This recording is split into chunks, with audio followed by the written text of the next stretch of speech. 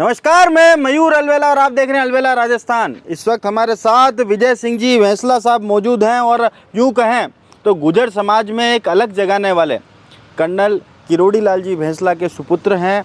आप बताएं कि जिस तरह से एक अच्छा क्षेत्र, अपना प्रोफेशनली क्षेत्र, आप इंजीनियरिंग को छोड़कर आजकल समाज सेवा के कार्यों में लीन रहते हैं। गुर्जर समाज में जो एक अलग जगाने का प्रयास आपके पिताजी के द्वारा शुरू किया गया था, उस लो को आज भी आपने जगह रखी है।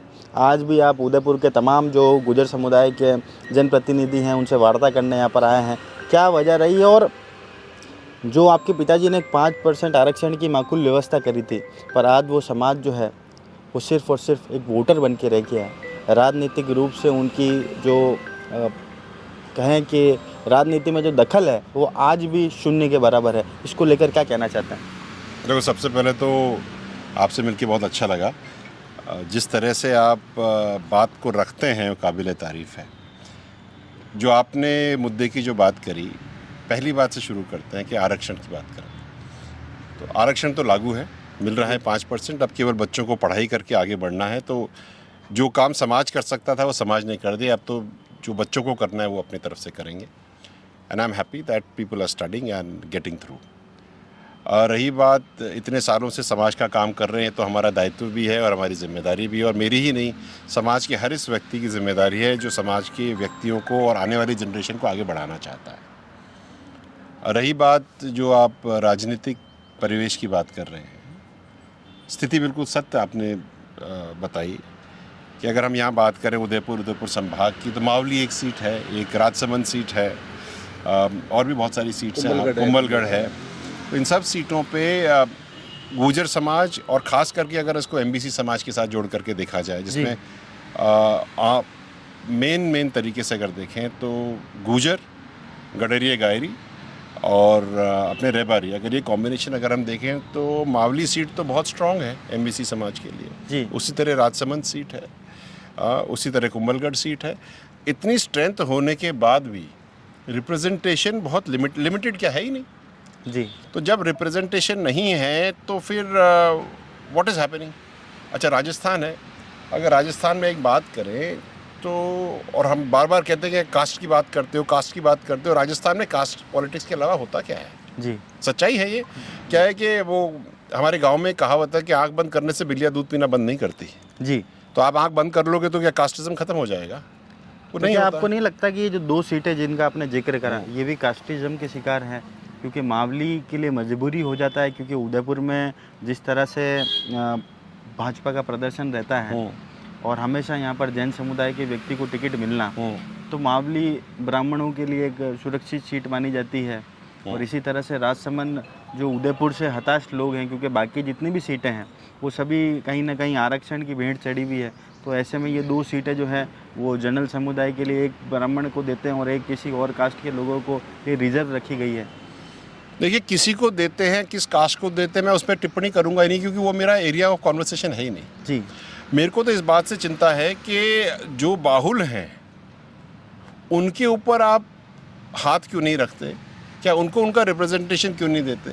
अगर एमबीसी समाज अगर आप देखें तो क्या ये केवल वोट देने की एक मशीनरी रह गई है क्या? जी।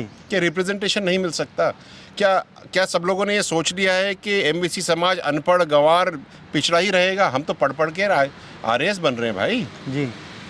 हम पिछले कर्नल साहब की और पूरे समाज ने इतना संघर्ष किया पिछले 20 साल और पिछले 10-11 साल में, तुम कहाँ से कहाँ पहुँच गए? पढ़ के तो हम आगे बढ़ गए, लेकिन राजनीतिक और औपचारिक भागीदारी में हम जीरो हैं। जी। नगण्य तो बहुत बड़ी बात है, हम तो जीरो हैं। जी। अगर 1% भी होते तो मैं मान जाता। जहाँ जिन क्षेत्रों में, जिन मंडलों में, या जिन चाहे किसी भी पार्टी से आप देखें, मैं पॉलिटिकल किसी पार्टी की बात नहीं कर रहा हूँ, लेकिन सबको देखिए तो वहाँ पर रिप्रेजेंट करने वाला गुर्जर है ही नहीं, एमबीसी समाज का व्यक्ति है ही नहीं। जी। तो ऐसा क्यों हो रहा है? अभी निकाय चुनाव आएंगे, उसमें टिकट नहीं मिलते, आप एमपी के, एमएलए के टिकट मिलते नहीं। अगर इस पूरे क्षेत्र को देखो, राजसमंद में क्या गुर्जरों की कमी है? लोकसभा में क्यों नहीं मिलता टिकट ढंग से? और अगर मिलता है तो लास्ट मोमेंट पे दिया जाता है कि बंदा काम ही ना कर पा रहे, ख़त्म ही हो जाए। जी। तो आप देते भी हो लेकिन मारने के लिए, तो ये तो गलत है ना। अगर बेलदारी कराते हैं जी, तो जिम्मेदारी भी निभाना आपका दायित्व है। जी केवल बेलदारी कराने से क्या है, फिर बेलदार खत्म हो जाता है, बेलदार बोलता है फिर तो ईंट गट्टी और तगारी भी खुद ही उठा, हम नहीं उठाएंगे। तमाम राजस्थान में दौरे भी करते होंगे, क्या लगता है उत्तर राजस्थान के जो लोग हैं, गुर्जर समाज के लोग हैं, वो यहाँ के लोगों से ज़्यादा सजग भी हैं, ज़्यादा पढ़ते भी हैं, ज़्यादा समाज के कार्यों में लीन भी रहते हैं, राजनीतिक रूप से ज़्यादा दखल भी रहता है, बनिस्बत दक्षिणी राजस्थान के लोग उसमें थोड़े से कमज़ोर हैं? थोड़े नहीं, काफ़ी कमज़ोर हैं।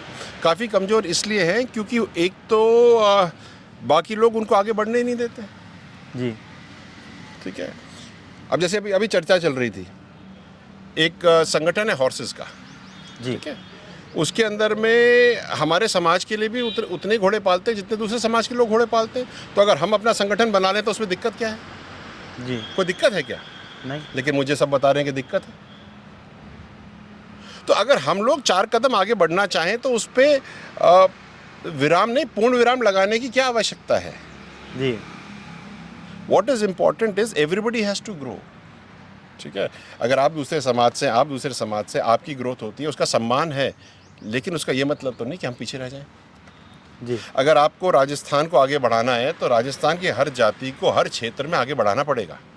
जी आप 2 जातियों को, 4 जातियों को, 20 जातियों को आगे बढ़ाएं और 4 जातियों को पीछे छोड़ दें, ये गलत है। और मैं इसके लिए एक बात और ज़रूर कहूँगा कि केवल एमबीसी नहीं, इस पूरे क्षेत्र की ओबीसी को ही पीछे कर रखा है।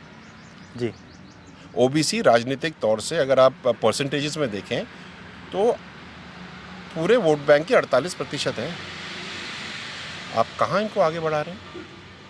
कहाँ रिप्रेजेंटेशन है? चलो आप इस इलाके दक्षिण की बात करते हो, ये छोड़ दो, टीएसपी क्षेत्र की बात कर लो। जी टीएसपी में आरक्षण आप एमबीसी, ओबीसी और ईडब्ल्यूएस को दे ही नहीं रहे। 21 विधानसभाएं हैं, 35% जनसंख्या है ओबीसी, एमबीसी, ईडब्ल्यूएस की। वहाँ का बच्चा सरकारी नौकरी में अप्लाई तो कर सकता है लेकिन उसको आरक्षण का फ़ायदा नहीं मिलेगा। हम क्या डिस्पैरिटी की बात कर रहे हैं? एक राजस्थान में और एक भारत में अनुच्छेद 15 और अनुच्छेद 16/2 ये कहता है कॉन्स्टिट्यूशन का कि किसी भी व्यक्ति को उसके जन्म के स्थान पर और उसके रहने के स्थान पर, इन 2 मापदंडों से बाकी सारी सुविधाओं से वंचित नहीं किया जा सकता। ये तो कॉन्स्टिट्यूशन कहता है ना। जी मैं तो नहीं कह रहा। तो जो व्यक्ति अगर एमबीसी समाज का है, ओबीसी समाज का है और अगर अजमेर रहता है तो उसको आरक्षण का फ़ायदा मिलेगा, और अगर अजमेर जन्मा है तो उसको फ़ायदा मिलेगा। लेकिन अगर वो आपके बांसवाड़ा डूंगरपुर में जन्मा है या आंशिक उदयपुर संभाग जो कि टीएसपी में, तो वहाँ जन्मा है तो उसको आरक्षण नहीं मिलेगा।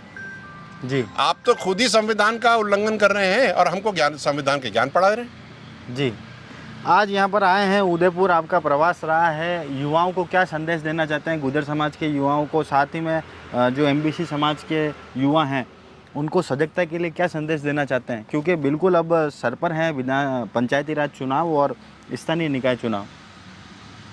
सबसे पहले तो मैं सबको यही कहूँगा, युवाओं को, पहले तो पढ़ो लिखो, अपनी ज़िंदगी बनाओ सबसे पहले। दूसरे पायदान पर अपने हकों के लिए खड़ा होना सीखो।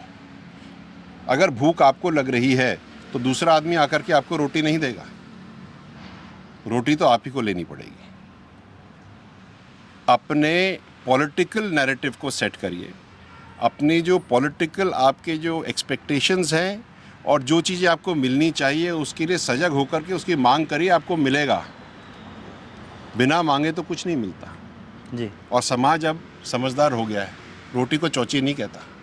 जी मैं स्पष्ट देसी भाषा में आपसे बात कर रहा हूँ। जी तो it is important that things have to happen. अब मावली देख लो, मावली विधानसभा में देखो कितने सारे हैं एमबीसी के समाज के वोटर। जी अगर बैठ कर हुक लगा दे तो बाढ़ आ जाए।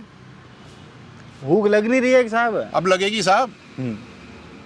सब यहाँ क्यों बैठे हैं?